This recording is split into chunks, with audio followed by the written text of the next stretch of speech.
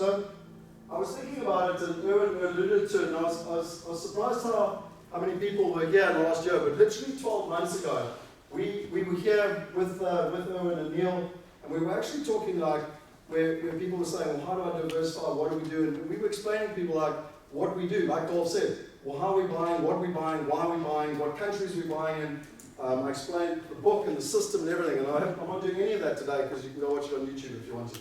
But the point being is that I wanted to show you 12 months later, we spoke about something, and like what happens in life is that 99% of people do nothing and 1% of people do something. So let's just analyze, imagine if you could be Robert Wayne now, just to pretend, and you could go back 12 months ago, and it's the REIM convention, and it's 2014, and it's August, okay?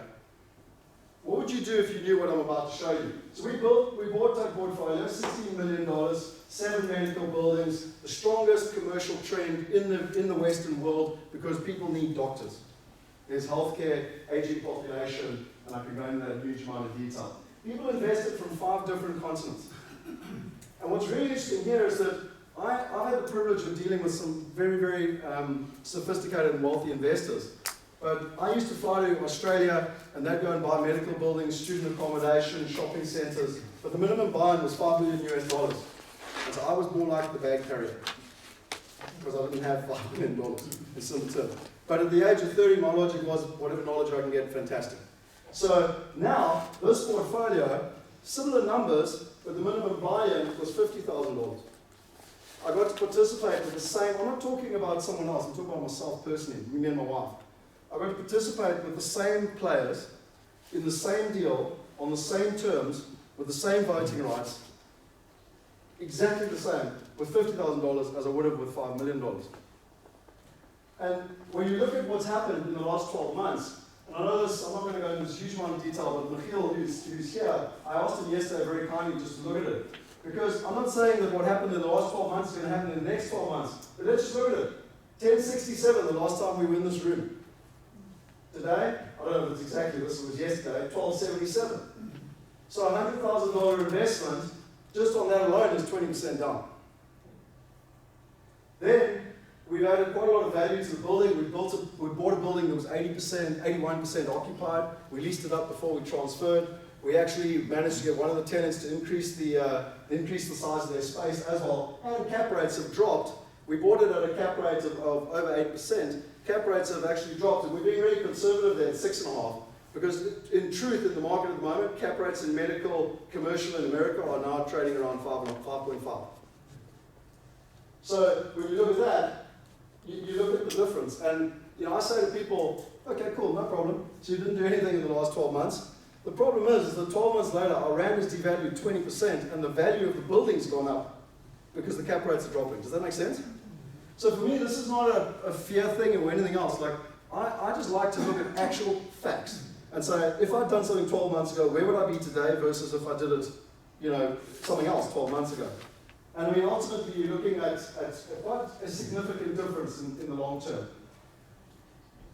We built a platform, and ultimately, like Dolph mentioned, we help people invest in multiple markets. So the UK, the US, and Australia. And at the moment, we're the 10th biggest in the world, which is not bad for a bunch of boykies from South Africa. But the most important thing is we're the only one that's in multiple countries. So you've got the ability. I'm not someone who's from London. I actually disagree with Erwin at the moment on the London thing. I agree with them if you take a 10-year view. If you take a 3-year view in London, I virtually guarantee you're going to lose your money. I think you should just go to Sabaya and put your money on red or black. Why? Because I was in London 2 months ago, and I've never seen so many cranes in all my life. And I worked in London for 9 years as a developer. Trust me, I know the market better than most. So for me, like from a supply side, I agree with Erwin that they can't make more space. But what's really interesting is that the Conservatives came into power, and they actually, there are videos of me, go on YouTube, in Wimbledon saying, the thing I love about London is they can never have a major oversupply because they've got to knock down houses to be able to build more houses. Well, I was wrong, because the one house I own, they literally knocked the house down, 2 houses down next to me, and they're building 56 apartments. And in Wimbledon alone, just little Wimbledon, there's 46 developments going on at the moment, right now. The space in terms of crowdfunding did $1 billion last year. It's expected to do $2.5 billion this year in the real estate space, and $250 billion by 2020. So for those of you who are investors, you might say to yourself, well, how can I take advantage? For those of you who are property providers, equally, you might say, how can I take advantage? But I wanted to say this is not a bunch of young 22-year-old tech people that are just having a bit of fun. One of the companies in America now is actually crowdfunding the World Trade Center. And its investors are the likes of REIM and Silverstein, which are some of the most respected companies, the likes of the Redefines and the Growth Points from an American standpoint. But it's not all good as well. There also are the 22-year-olds that are out there building nice websites and are crowdfunding the likes of Hard Rock cafes. And with all due respect, I think the market will turn, it always does, we know that. And unfortunately, I think there's tough times ahead. So I think this will be not too dissimilar to the internet. We will see a large growth. We will see a consolidation and a correction. And then the Googles, the Facebooks, and the eBays will come through. But what does that mean for you guys as investors? For me, nothing's changed from what everyone's been saying all day and everyone else. It's based on the fundamentals. Which markets make sense? Where is the replacement cost right? Where is the vacancies low? Where is there not an oversupply? Where is there population growth? This technology is no different to catching a taxi with Uber. You still have to get in the car and you still have to make sure the tires are okay and the car works. Does it make sense? Please don't get this kind of facade that just because it's got crowdfunding and technology, now every deal's a good deal. They're not. As a property provider, if those of you in the room are developers or whatever, you might think that I'm talking absolute rubbish. And to be honest, the hotel that we're in right now, this Gateway Hotel, 5 years ago didn't need TripAdvisor at all. Can we agree on that? But right now, today, if they don't have TripAdvisor, it directly affects their business. So my philosophy with this is if I'm 100% wrong, and you do this, and 5 years from now I'm 100% wrong, what have you lost? You've still got a digital track record. But if I'm right, and you've done nothing, you're another 5 years behind. You can't buy a digital track record. You can only produce one. And this is what it's all about. Reviews, long-term. I think in real estate, we've even got a harder thing, because TripAdvisor is about a holiday or a room or something. In real estate, if I invest with John, it's going to take me 2 to 5 years to know whether it's actually going to do what he said is going to happen. Does it make sense?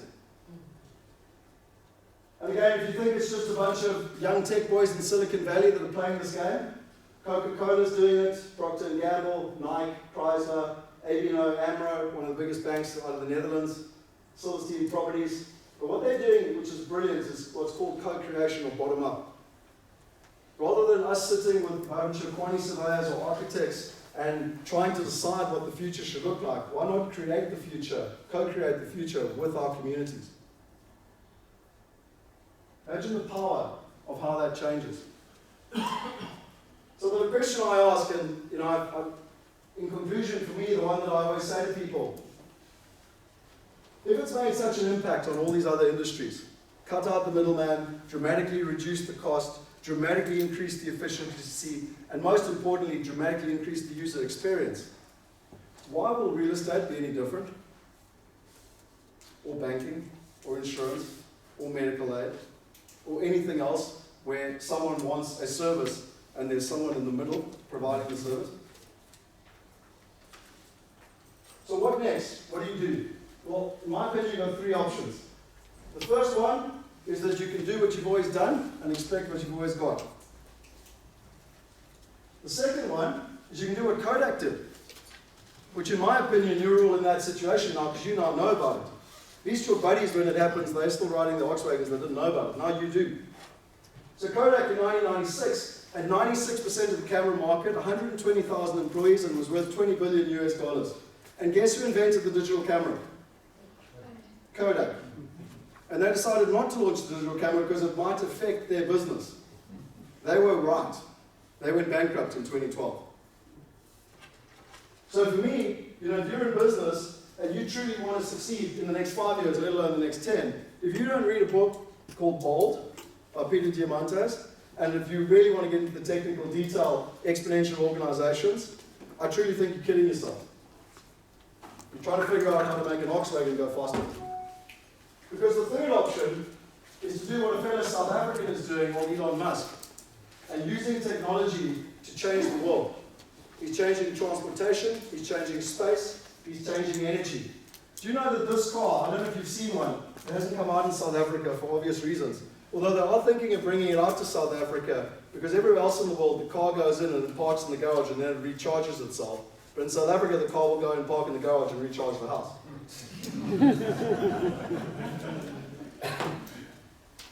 We can learn a lot from our fellow South Africans and what they're doing around the world to use technology to change the way things are working. And the greatest thing is that you can solve the world's greatest challenges, like Peter Diamante said, and create amazing wealth for yourself in the process. It's not either or, it's not Mother Teresa. So I finish off with one last thing, something we're very passionate about, and I'm truly privileged to be living my purpose, but it's about the wealth movement. Our intention is to empower 1 billion people by 2020 by giving them 3 things. One is education to children. We're doing this very successfully at the moment. It's a charity out of America. It trains children in entrepreneurship. We've done it, we've run the pilots, it's working. And if anyone here wants to empower the children of South Africa, please get involved. The second one is empowering women. Hilda Lunderstedt, one of our partners and board members, is driving this. It's about education, it's about creation. The financial and the investment industry is male-dominated, yes or no? Crowdfunding is actually a feminine energy of collaboration. And the third one is that those stats are horrifying in terms of wealth. Why can it not change? Imagine if any one of you in this room, with your cell phone, could invest $1 in a quality investment with a quality partner anywhere in the world globally. What impact would that have on your life? Without all the myriad of fees and everything else, direct transparency in direct property. And secondly, what impact would that have on the gentleman that's earning 10 Rand or 100 Rand or 1,000 Rand a month? Imagine the impact that will have on the world. So something that we're doing in October is to get people together to have a fierce debate. What do we do as South Africans? How do we create solutions? How do we empower people? How do we empower ourselves? How do we get to choose to live in this country because we want to, not because we have to? And I finish off with this man who's a massive inspiration for me. I got the privilege of spending a week with him on Necker Island in April. And Richard Branson, if you learn one thing from people like this, they dream big, they create the future they want, and then they work backwards. They get clear on their why, they know where the top of the mountain is, and then they worry about the how and the what. And we got to the top of the mountain, at the top of Kilimanjaro, and I have to show that picture quite regularly at the moment. Like 3 weeks ago when Australia beat us at rugby. But I feel very strongly, when you know what you want, then and are clear on the why, then you'll get the how and the what. And I truly believe that technology now is empowering us to create a life of abundance, not just for yourself, but for our country, our continent, and our planet. And I just welcome you, I implore upon you to please go out and understand this. Understand the change in power from old power to new power. But most importantly, understand what is happening with regards to this exponential, because it's going to have a direct impact on yourself, your family, your life, your investment, your wealth, and the country you live in, wherever that might be. Thanks very much.